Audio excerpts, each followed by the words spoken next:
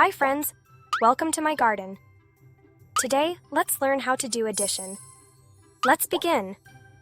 First, let's take the sunflowers.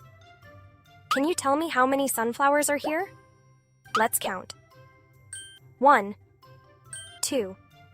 So the sum of sunflowers is 2, which means 1 plus 1 is equal to 2.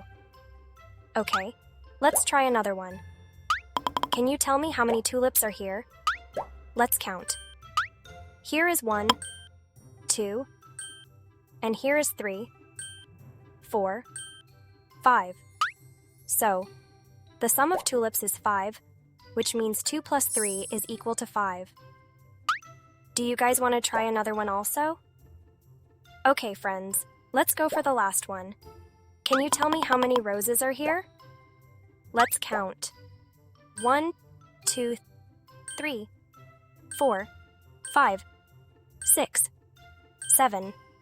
So, the sum of roses is 7, which means 4 plus 3 is equal to 7. Okay, friends, hope you all understand. Time to say goodbye. See you then.